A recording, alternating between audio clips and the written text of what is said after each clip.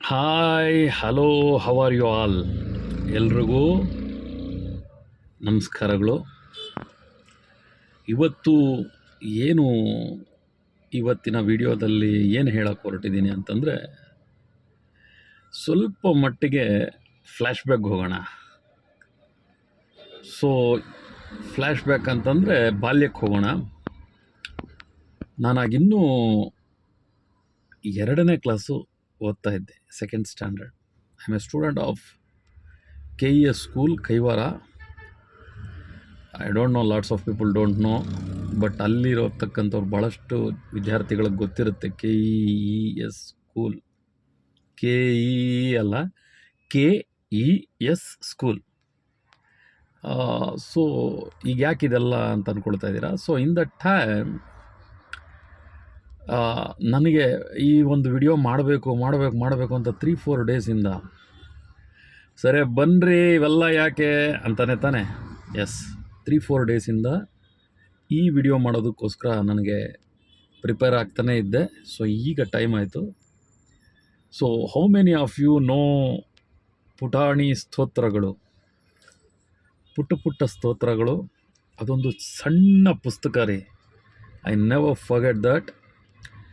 ನಾನು ನಮ್ಮ ದೊಡ್ಡಮ್ಮನ ಮನೆಯಲ್ಲಿ ಬೆಳೀತಾ ಇರ್ತೇನೆ. ನಮ್ಮಮ್ಮ ಎಲ್ಲೋ ಟ್ರಿಪ್ ಹೋದಾಗಲೋ ಏನೋ ಅದು ತೊಗೊಂಬಂದು ನನಗೆ ಕೊಡ್ತಾರೆ ಅದನ್ನು. ನಮ್ಮ ಮದರ್ ಅದನ್ನು, ಶಿ ಈಸ್ ಗಿಫ್ಟೆಡ್ ಮೀ ಪುಟಾಣಿ ಸ್ತೋತ್ರಗಳು ಅಂತ. ಇಟ್ಸ್ ಲುಕ್ಸ್ ಹೇಗಿರುತ್ತೆ ಅಂತಂದರೆ, ಮೇಲ್ಗಡೆ ಅದು ಒಂದು ಸೂರ್ಯ ಮುಳುಗತಕ್ಕಂತಹ ಅಥವಾ ಹುಟ್ಟತಕ್ಕಂತಹ ಸಂದರ್ಭದಲ್ಲಿ ಬಹಳ ಅಪರೂಪಕ್ಕೆ ಒಂದು ರೆಡ್ ಶೇಡ್ ಬರುತ್ತೆ, ಅರೆಲ್ಸ್ ಮೆರೂನ್ ಶೇಡ್. ಅದು ಆ ಮಧ್ಯದಲ್ಲಿ ಹಳದಿ ಬಣ್ಣದಲ್ಲಿ ಸೂರ್ಯ ಹಾಫಲ್ಲಿ ಒಂದು ಹಾಫ್ ರೌಂಡಲ್ಲಿರುತ್ತೆ. ಅದರಿಂದ ಸನ್ ರೇಸು ಲೈಟಿಶ್ ಯೆಲ್ಲೋಯಿಶಲ್ಲಿ ಅದರದ್ದು ಗ್ಲೋ ಬರ್ತಾ ಇರುತ್ತೆ, ಅದರಿಂದ ಹೊರಗಡೆ ಬರ್ತಾ ಇರುತ್ತೆ ಆ ಬೆಳಕು. ಸೊ ಅದರ ಮೇಲೆ ಪುಟಾಣಿ ಸ್ತೋತ್ರಗಳು ಅಂತ ಮುಂದೆ ಒಂದು ಹಣತೆ, ಎಗೇನ್ ಆ ಸೂರ್ಯ ಕೆಳಗಡೆ ಹಣತೆಯನ್ನು ಕೂಡ ಇಟ್ಟಿರ್ತಾರೆ. ಅದು ಎಷ್ಟು ಅದ್ಭುತವಾಗಿರುತ್ತೆ ಅಂದರೆ, ಅವತ್ತಿನ ಮಟ್ಟಿಗೆ ಆ ಪುಸ್ತಕ ನನಗೆ ಈಗಲೂ ಇಮ್ಯಾಜಿನರಿನಲ್ಲಿ ಮುಂದೆ ಬರ್ತಾ ಇರುತ್ತೆ ನೆನೆಸ್ಕೊಂಡಾಗ. ಸೊ ಈಗ ಆ ಪುಸ್ತಕ ಯಾತಕ್ಕೋಸ್ಕರ ಹೇಳ್ತಿದ್ದೀನಿ ಅಂತಂದರೆ, 2ನೇ ತರಗತಿ ಇದ್ದಾಗ ನಮ್ಮ ದೊಡ್ಡಮ್ಮ ಅದನ್ನು ಕೈಯಲ್ಲಿ ಇಟ್ಬಿಟ್ಟು ಒತ್ತಕ್ಷರಗಳು ಕೂಡ ತಪ್ಪು ಇರೋ ಥರ ಹೇಳಿಸ್ತಿದ್ರು. ಅವತ್ತಿನ ಮಟ್ಟಿಗೆ ನಾವು ದೊಡ್ಡವ್ರನ್ನ ಏನು ಅನ್ನಬೇಕು ಅನ್ನೋದು ಗೊತ್ತಿಲ್ಲದೆ ಇರತಕ್ಕಂಥ ವಯಸ್ಸದು. ಆ ಪುಸ್ತಕ ಕೈಯಲ್ಲಿ ಇಟ್ಬಿಟ್ಟು ಓದಬೇಕು. ಆಮೇಲೆ ಗೋವಿಂದ ನಾಮಾವಳಿ ಪುಸ್ತಕ 1-2 ಶೀಟ್ ಹಿಂಗೆ ಬರ್ತಿತ್ತದು, ಫ್ರಂಟು ಹಿಂದೆ ಮತ್ತು ಈ ಕಡೆ 2 ಹೋಲ್ಡ್. ಅದಷ್ಟು ಬೆಳಗ್ಗೆ ಸ್ನಾನ ಮಾಡಿದ ತಕ್ಷಣ ದೇವ್ರ ಮುಂದೆ ನಿಂತ್ಕೊಂಡು ಇದನ್ನು ಹೇಳ್ತಕ್ಕಂಥದ್ದು. ಸೊ ಅವತ್ತಿನ ಮಟ್ಟಿಗೆ ದಡಬಡ ಬರ್ತಕ್ಕಂಥ ಅದರಲ್ಲಿರ್ತಕ್ಕಂಥ ಶ್ಲೋಕಗಳನ್ನು ಮತ್ತು ಇದರಲ್ಲಿ ಗೋವಿಂದ ನಾಮಾವಳಿಯನ್ನು ಹೇಳಿಬಿಟ್ಟು ಕೈ ಮುಗಿದ್ಬಿಟ್ಟು ಬಂದ್ಬಿಡೋದು, ಅಷ್ಟೇ ಕೆಲಸ. ಹಿಂದೇನೆ ಬಟ್ಟೆ ಹಾಕ್ಕೊಂಡ, ಬ್ಯಾಗ್ ತಗಲಾಕೊಂಡ, ಶಾಲೆಗೆ ಹೋದ. ಇವತ್ತು ಅದನ್ನು ಒಂದು ವಿಡಿಯೋ ಮಾಡೋದಕ್ಕೆ ಒಂದು ಆಸ್ಪದ ಸಿಕ್ತು. ಸಮಥಿಂಗ್ ಈಸ್ ದೇರ್ ಅದರಲ್ಲಿ ಅಂತ.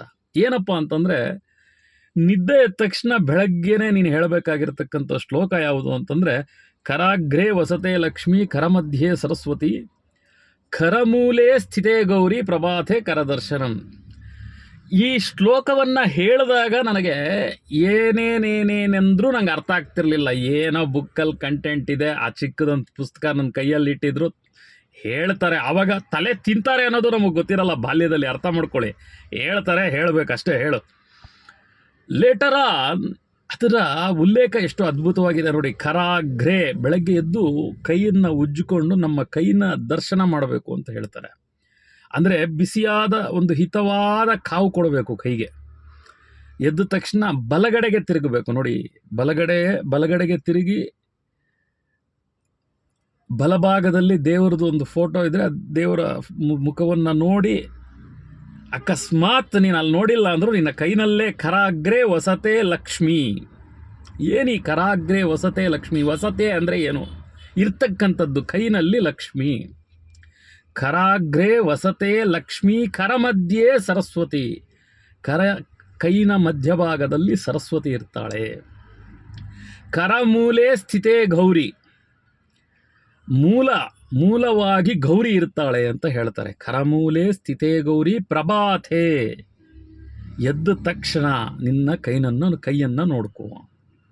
ಏನು ಹಾಗಿದ್ರೆ ಕರಾಗ್ರೆ ವಸತೆ ಲಕ್ಷ್ಮಿ ಅಂದರೆ, ಈಗ ನಾಟ್ ಓನ್ಲಿ ಯಾರೋ ಒಬ್ಬರು ಹೇಳಿದ್ದಾರೆ ಅಂತಲ್ಲ, ಎಲ್ಲರೂ ಹೇಳೋದಿಷ್ಟೇ, ನೀನು ಕಲಿತಿರ್ತಕ್ಕಂತಹ ವಿದ್ಯೆ ಅಂತಕ್ಕಂಥದ್ದು ನಿನ್ನ ಕೈನಿಂದಾನೇ ಹೊರಗಡೆ ಬರ್ತಕ್ಕಂಥದ್ದು.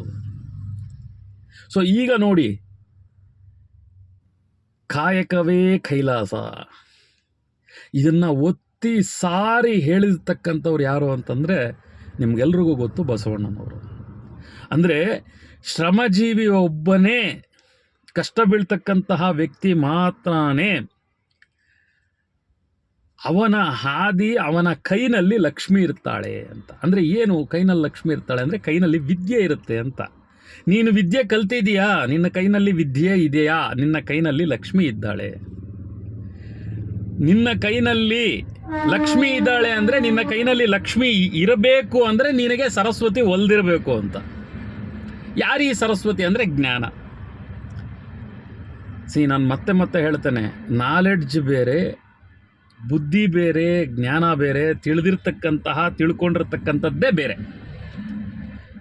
ಈ ಪದಗಳ ಅದು ಎಷ್ಟು ಅದ್ಭುತವಾಗಿದೆ ನೋಡಿ. ನೀನು ತಿಳ್ಕೊಂಡಿದ್ಯೋ, ನೀನು ಬುದ್ಧಿವಂತ ಕಣೋ, ನೀನು ಜ್ಞಾನಿ ಕಣೋ, ಮೂರು ಕೂಡ ಉತ್ತುಂಗಕ್ಕೆ ಕರ್ಕೊಂಡು ಹೋಗ್ತಾ ಇರುತ್ತೆ. ಈ ವ್ಯಕ್ತಿ ಎಲ್ಲ ತಿಳಿದಿರೋರು, ಈ ವ್ಯಕ್ತಿ ಬುದ್ಧಿವಂತರು, ಈ ವ್ಯಕ್ತಿ ಜ್ಞಾನಿಗಳು. ಇದು ಒಂದು ಹಂತ.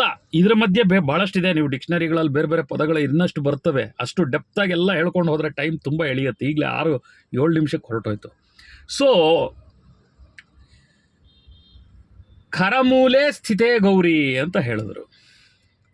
ಈ ಗೌರಿ ಯಾರು ಹಾಗಿದ್ರೆ ಅಂದರೆ, ಈ ಸೃಷ್ಟಿಯ ಮೂಲ ಆಗಿರ್ತಕ್ಕಂತಹ ದೇವಿಯನ್ನು ನಾವು ಗೌರಿ ಅಂತ ಕರಿತೇವೆ. ಸೃಷ್ಟಿಗೆ ಮೂಲವಾಗಿರ್ತಕ್ಕಂಥವಳು, ಸೃಷ್ಟಿಗೆ ಮೂಲ, ದುರ್ಗೆಯ ಒಂದು ಅಂಶ, ಅದು ದುರ್ಗೆಯ ಒಂದು ಅಂಶ ಗೌರಿ ಅಂತಕ್ಕಂಥದ್ದು. ಅಂತಹ ದುರ್ಗೆ ಮೂಲ ಸ್ಥಾನದಲ್ಲಿ ಇರ್ತಾಳಂತೆ. ಸೊ ಅದರಿಂದ ನಿತ್ಯ ಇದನ್ನು ನಾನು ಹೇಳಿದಷ್ಟು ಲೆಂತಿಯಾಗಿ ಕುತ್ಕೊಂಡು ಹೇಳಿ ಅದೆಲ್ಲ ಬಹಳ ಕಷ್ಟ ಆಗುತ್ತೆ. ಈ ಪುಟ್ಟ ಸ್ತೋತ್ರಗಳನ್ನು ಪುಟ್ಟ ವಯಸ್ಸಿನಲ್ಲಿ ಆ ಮಕ್ಕಳಿಗೆ ನಾವು ಹೇಳ್ಕೊಡ್ತಾ ಹೋದಾಗ ಮುಂದೊಂದು ದಿನ ಅವರಿಗೆ ಅದು ವಿದ್ಯೆಯ ರೂಪದಲ್ಲಿ ಕರಗತವಾಗುತ್ತದೆ. ಕರಮೂಲೆ ಸ್ಥಿತೇ ಗೌರಿ, ಅರ್ಥ ಆಗ್ತಾ ಇದೆಯಾ? ಈ ಗೌರಿ ಅಥವಾ ಅಲ್ಲ ಸಾರಿ ಏನದು ಕರಾಗ್ರೆ ವಸತೆ ಲಕ್ಷ್ಮಿ. ಆ ವಸತಿ ಅಂದರೆ ಇರ್ತಕ್ಕಂತಹ ಲಕ್ಷ್ಮಿ, ಸರಸ್ವತಿ, ಗೌರಿ, ಈ ಮೂರೂ ಜನ ಮುಂದೊಂದು ದಿನ ಕರಗತರಾಗ್ತಾರೆ. ಅಂದರೆ ಅದರಲ್ಲಿ ತಲ್ಲೀನರಾಗ್ತಕ್ಕಂಥವರನ್ನಾಗಿ ಮಾಡ್ತಾರೆ ಅಂತ. ಸೊ ಎಲ್ಲದಕ್ಕೂ ಮೂಲ ವಿದ್ಯೆಗೆ ಮೂಲ ಭಾಷೆ. ಡಿಯರ್ ಫ್ರೆಂಡ್ಸ್, ಅರ್ಥ ಮಾಡ್ಕೊಳ್ಳಿ.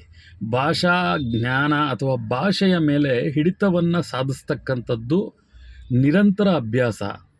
ಬಹಳಷ್ಟು ನಿರಂತರವಾಗಿ ಅದು ಪ್ರಾಕ್ಟೀಸಿಂಗ್ ಆಗ್ತಾ ಇದ್ದರೆ ಮಾತ್ರ ಅದು ರೂಪಾಂತರ ಆಗ್ತಾ ಹೋಗುತ್ತೆ. ಒಂದೇ ಪದದ ಬಳಕೆಯನ್ನು ಬಳಸ್ತಕ್ಕಂಥ ವಿಧಾನಗಳಲ್ಲಿ ಬದಲಾವಣೆ ಆಗ್ತಾ ಹೋಗುತ್ತೆ. ಸೊ ಅದರಿಂದ ಚಿಕ್ಕ ಮಕ್ಕಳಿಗೆ ಈ ಒಂದೊಂದೇ ಶ್ಲೋಕಗಳನ್ನು, ಈ ನಂತರದಲ್ಲಿ ಮತ್ತೆ ಇನ್ನೊಂದು ಶ್ಲೋಕ ಇದೆ, ಅದನ್ನು ಯಾತಕ್ಕೋಸ್ಕರ ಹೇಳಬೇಕು, ಆ ಮಕ್ಕಳಿಗೆ ವರ್ಣನೆಯನ್ನು ಕೊಡ್ರಿ, ಎಕ್ಸ್ಪ್ಲನೇಷನ್ ಕೊಡಿ ಮಕ್ಕಳಿಗೆ ಮನೆಗಳಲ್ಲಿ. ಎಕ್ಸ್ಪ್ಲನೇಷನ್ ಅಂದರೆ ಯಾಕೆ, ಇದನ್ನು ಯಾಕೆ ಹೇಳಬೇಕು, ಇದು ಯಾಕಿದೆ. ಆಮೇಲೆ ಪುಟ್ಟ ಮಕ್ಕಳು, ಅವರಿಗೆ ನಾವು ಏನೋ ಹೇಳಿದಾಗ, ನಮಗೆ ಗೊತ್ತಿಲ್ದಿರ ಏನೋ ಹೇಳಿದಾಗ ಅವರು ಅರ್ಥೈಸ್ಕೊಳ್ತಕ್ಕಂಥ ವಿಧಾನ ಕೂಡ ಬದಲಾಗ್ತಾ ಹೋಗುತ್ತೆ. ಸೊ ಈ ವಿಡಿಯೋವನ್ನು ನಾನು ಮಕ್ಕಳಿಗೋಸ್ಕರ ಮಾಡಿಲ್ಲ. ದಯವಿಟ್ಟು ಮಕ್ಕಳಿಗೆ ನನ್ನ ವಿಡಿಯೋಗಳನ್ನು ಕೊಡೋಕ್ಕೆ ಹೋಗಬೇಡಿ. ಯಾಕೆ ಅಂತ ಹೇಳ್ತೇನೆ. ಅದರ ಎಕ್ಸ್ಪ್ಲನೇಷನ್ ಅಂತಕ್ಕಂಥದ್ದು ಇರುತ್ತೆ ನೋಡಿ, ಅದು ಬಹಳ ಮುಖ್ಯವಾದದ್ದು.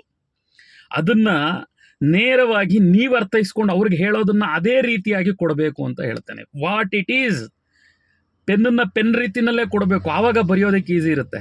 ಆ ಪೆನ್ನನ್ನು ನಿಬ್ ತೆಗೆದು, ಆ ರೀಫಿಲ್ ತೆಗೆದು, ಇಂಕ್ ತೆಗೆದು, ಆ ಮೇಲಿರ್ತಕ್ಕಂಥ ಕ್ಯಾಪ್ಗಳನ್ನೆಲ್ಲ ಸಪ್ರೇಟ್ ಮಾಡಿಬಿಟ್ಟು ಇದೇ ಪೆನ್ ತಗೋ ಬರಿ ಅಂದರೆ ಯಾಕೆ ಬರೀತಾನೆ, ಕಷ್ಟ ಆಗುತ್ತೆ. ಇದು ಉದಾಹರಣೆ. ಅಂದರೆ ಈ ರೀತಿಯಾದ ಉದಾಹರಣೆ ನೀವು ಯಾವ ರೀತಿಯಾದರೂ ಕೊಡಬಹುದು. ನೀರು ಬರೋದಕ್ಕೆ ಲೋಟದಲ್ಲಿ ನೀರು ಕೊಡ್ತೀವಿ, ಅದು ಬಿಟ್ಬಿಟ್ಟು ಕೈಯಲ್ಲಿ ಹಿಡ್ಕೊಂಡು ಹೋಗಿ ಕುಡಿಸೋದು ಯಾವ ಸಂದರ್ಭ ಅನ್ನೋದು ಇಂಪಾರ್ಟೆಂಟ್ ಆಗುತ್ತೆ. This is also an example. ಯಾವ ಸಂದರ್ಭದಲ್ಲಿ ಯಾವುದೋ ದಾರಿಲಿ ಹೋಗ್ತಾ ಇರ್ತೀವಿ, ಒಂದು ಬೋರ್ವೆಲ್ ಇರುತ್ತೆ, ನೀರು ಹೊಡೆದೇ ಬರೋ ಇಲ್ಲಿ ಬಾಟ್ಲಿ ಇಲ್ಲ, ಆವಾಗ ಕೈಯಲ್ಲಿ ಹಿಡಿದು ಕುಡಿಸೋದಕ್ಕೂ, ಮನೆಯಲ್ಲಿ ಲೋಟ ಇದೆ ಅಂತ ಲೋಟವನ್ನು ತೆಗೆದು ಕೊಡ್ತಕ್ಕಂಥದ್ದು. ಅಂದರೆ ಸುಲಭೀಕರಣವಾಗಿ ಮಕ್ಕಳಿಗೆ ಯಾವ ರೀತಿಯಲ್ಲಿ ನಾವು ವಿದ್ಯೆಯನ್ನು ಕೊಡಬಹುದು. ಏನೋ ಗೊತ್ತಿಲ್ಲ, ಭಾಳಷ್ಟು ಅಸಂದರ್ಭಗಳು ನಾವು ಎದುರಿಸಿದ್ದೀವಿ. ಅಂದರೆ ದೊಡ್ಡವ್ರನ್ನ ನಾವೇನೋ ಪ್ರಶ್ನೆ ಕೇಳ್ತೀವಿ, ಈ ವಯಸ್ಸಲ್ಲಿ ಕೇಳೋ ಪ್ರಶ್ನೆ ಅಲ್ಲ, ಬಾಯಿ ಮುಚ್ಕೊಂಡು ಕೂತ್ಕೋ ನೀನು. ನಮ್ಗೆ ಆನ್ಸರ್ ಗೊತ್ತಾಗ್ತಾ ಇರಲಿಲ್ಲ. ಸರಿ, ಇನ್ಯಾವುದೋ ಪುಸ್ತಕದಲ್ಲಿರೋದು ತೊಗೊಂಡೋಗಿ ಕೊಡ್ತಿದ್ವಿ. ಅವರು ಪಾಪ ನಾನು ಈ ವಿಷಯವನ್ನು ಹೇಳಿದ್ರೆ ಅದೆಷ್ಟು ಜನ ಬೇಜಾರು ಮಾಡ್ಕೊಳ್ತಾರೋ ಗೊತ್ತಿಲ್ಲ. ನನಗೆ ಗೊತ್ತಿಲ್ಲ ಅಂತ ಹೇಳೋದು ಕೂಡ ಅವ್ರಿಗೆ ಒಂದು ರೀತಿಯಾದಂಥ ಅಸಮಾಧಾನ. ವೈ? ಬಿಕಾಸ್ ನನಗೆ ಗೊತ್ತಿಲ್ಲ. ಅದಕ್ಕೇನು ಮಾಡ್ತಿದ್ರು? ಗದರ್ತಿದ್ರು, ಬೈತಿದ್ರು, ಹೊಡಿತಿದ್ರು. ಆ ಮಕ್ಕಳ ತಾಳ್ಮೆಯನ್ನು, ಸಹನೆಯನ್ನು ಕೂಡ ಎಲ್ಲೋ ಕಿತ್ಕೊಳ್ತಕ್ಕಂಥ ಪ್ರಯತ್ನವನ್ನು ಮಾಡ್ತಾಯಿದ್ರು. ಸೊ ಗೊತ್ತಿಲ್ಲ, ಟೀಚರ್ಸ್ ಹತ್ರ ಹೋಗಿ ಕೇಳಿ. ಬಹಳಷ್ಟು ಗುರುಗಳು ವಿದ್ಯಾರ್ಥಿಗಳಿಲ್ಲ ಅಂತ ಇದ್ದಾರೆ ರೀ, ನಾನು ನೋಡಿದ್ದೀನಿ.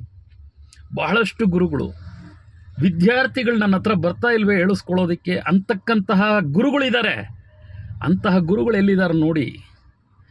ವಿದ್ಯೆ ಬಹಳ ಮುಖ್ಯವಾದದ್ದು, ಹೇಳದಷ್ಟು ಸುಲಭ ಅಲ್ಲ. ಅವರು ಒಪ್ಕೊಳ್ತಕ್ಕಂಥದ್ದು. ನಾನು ಮತ್ತೆ ಹೇಳದಂತೆಲ್ಲ ಓಡೋಗ್ಬೇಡಿ. ಮೀನ್ಸ್ ಕಲಿತಕ್ಕಂಥ ಪ್ರಯತ್ನ ನಾವು ಇವತ್ತು ಕಲಿಯೋ ಪ್ರಯತ್ನ ಮಾಡಿದ್ರು ಕೂಡ ಇನ್ನೊಂದು 10 ವರ್ಷಕ್ಕೆ ಅದೇನು ದೊಡ್ಡ ಸಾಧನೆ ಏನಲ್ಲ.